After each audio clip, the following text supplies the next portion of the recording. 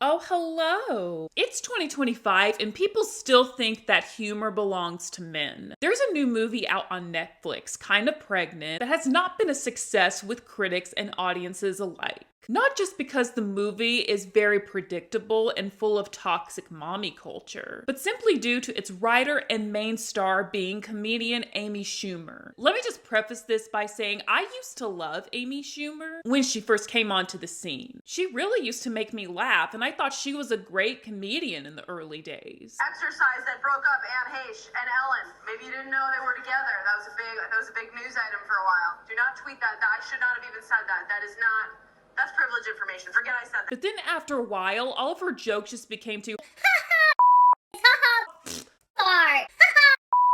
and just became repetitive and cheap, so I just stopped watching her work. But I decided to watch Kinda Pregnant just to see what all the hullabaloo was about, and how much of a knockoff it would be to other pregnancy-yearning movies like Baby Mama and Labor Pains. Especially this day and age, where women collectively are starting to realize that the American dream of getting married and having babies is a scam, constructed to keep women beneath men and at the mercy of their economic survival. And I also wanted to watch Kinda Pregnant just to see if after a while Amy Schumer had gotten better with her comedy. I thought, hey, maybe Homegirl's redeemed herself. I'm gonna give her another chance. But I was let down.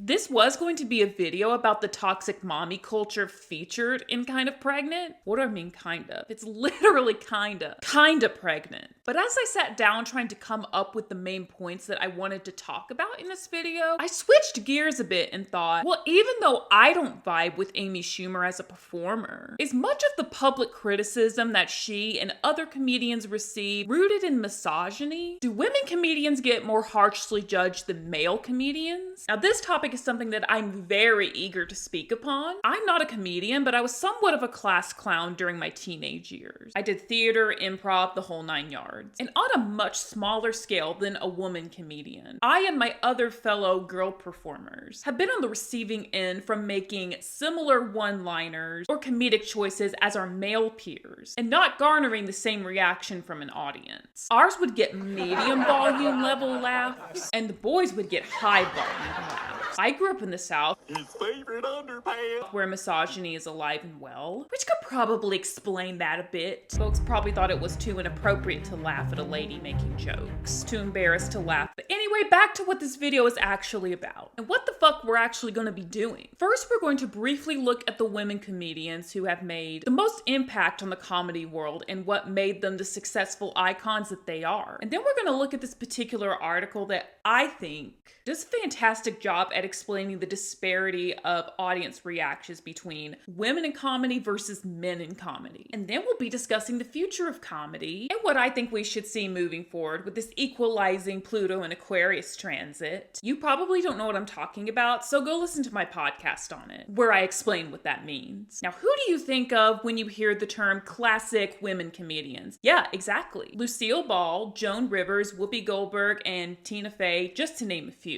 What do all these women have in common? They all crossed a socially constructed barrier of their time. With Lucille Ball, it was the physical, slapstick, situational comedy that in women at the time seemed unbecoming. With Joan Rivers, it was the unfiltered one-liners. They say opposites attract. If that was so, I would be married to Dolly Parton. Because I have no bazooms. You have good body here. That was deemed as unladylike. And then Whoopi Goldberg brought a double threat, not only stepping into the male-dominated territory of comedy, but she also brought representation for Black women and paved the way for future Black women comedians to make their mark in the comedy world. You hear me talking to you? I hear you. Oh, shut up. Nobody's talking to you. Didn't you ever hear of a phone?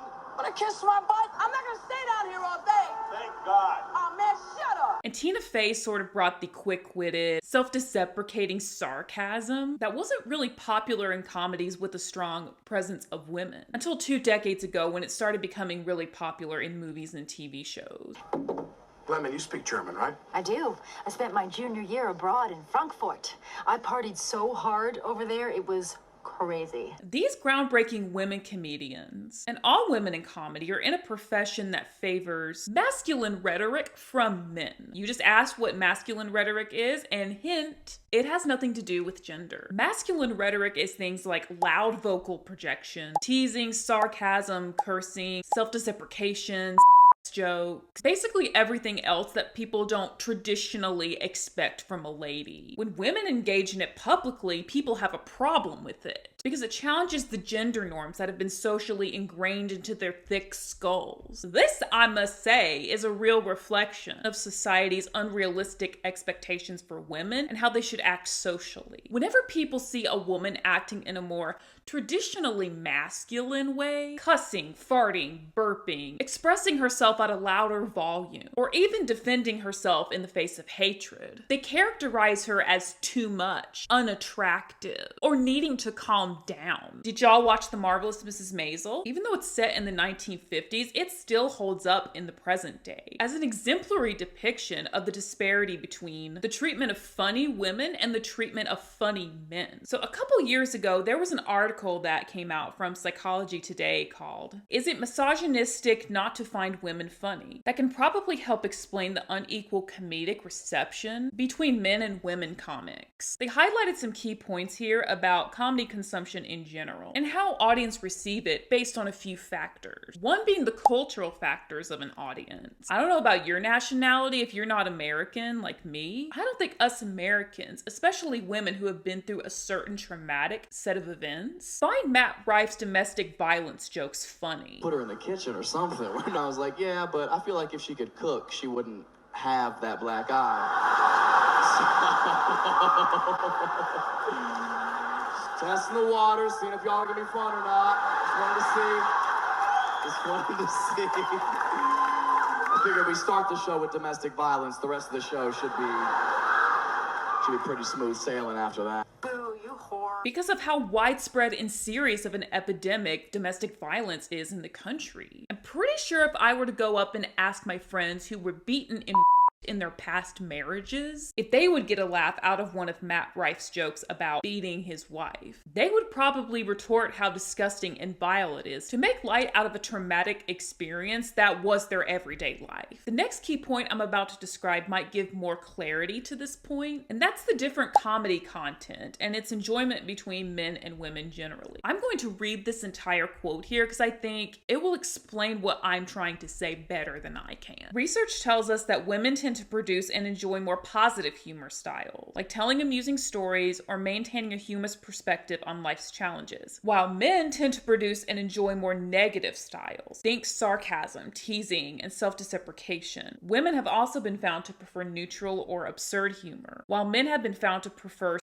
or aggressive humor. Thus, women's humor may not be as funny to men, while men's humor may not be as funny to women. That's a valid point, but different styles of humor don't belong to different genders. Some women like more negative styles of humor, and I'm sure that there are some men who like more positive styles of humor. I guess it just depends on the intention of certain audience members. Like the comedian she discusses at the beginning of the article. This guy says he doesn't like women comedians. That's misogyny, because that's generalizing. He's saying he doesn't like all women comedians. And then finally, there's the presentation of the comedians themselves, which again, I'm going to read straight off from this article because it can explain it better than I can. Historically speaking, women also have had fewer opportunities to assume authority than men. Women comedians may be at a disadvantage in terms of having enough practice embodying the authority required to make others laugh. Comedy is really hard to pull off successfully for anyone. I had a theater director tell me one time that drama is easy because it's not reliant on a certain reaction from the audience. But with comedy, you're really dependent on their laughs for feedback. Yeah, it seems that there's another problem in the comedy world. Women not being given enough opportunities to get up in front of a live audience, to practice their delivery and confidence. That's why you see more male stand-up comedians performing than women ones. People aren't exposed as much to a variety of comedy styles from women and just expect them all to be the same. And whenever a woman comic is brave and steps outside of the box, box. Like our beloved classic comedy icons, audiences are so quick to judge her as being out there or too crazy. But when a male comic does the same thing, he gets called creative, going in a new direction, versatile. Why can't women be creative and go in a new direction and be versatile?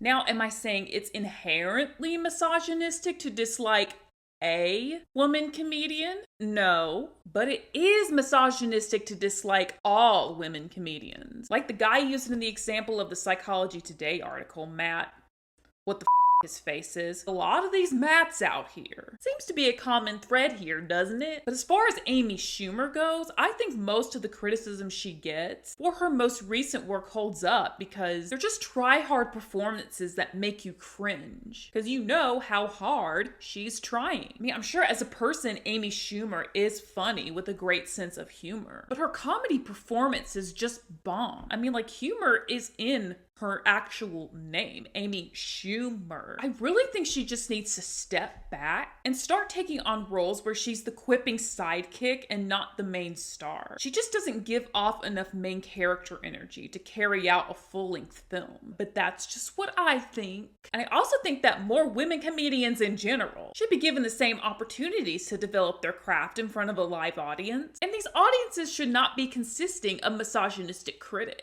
that have predetermined decisions about the comic styles of the women performers. So yes, indeed, there is sexism in comedy, and I'm going to discover some women comedians here on YouTube and show them some love in their comments section, and I want you to do the same. And if by chance, if you are a woman who is a comedian watching this video, let me know where I can find you and hype you up. But for right now, that is it for this video. Thank you for watching till the very, very end. Be sure to tap that thumbs up button for more videos like this. And if you and I are vibing, click that button on your screen that says subscribe. Because when this channel gets to 1K subscribers, I'm going to use it as an opportunity to give back to my local community by donating my pile of used books. And I'm also going to reveal the name of that one faceless YouTube channel that you would have never guessed that I'm the person behind. But that's all I can say until you find that subscribe button and just click it like this. Bing! That way you can get notified every time I have a new video. See you soon. Bye!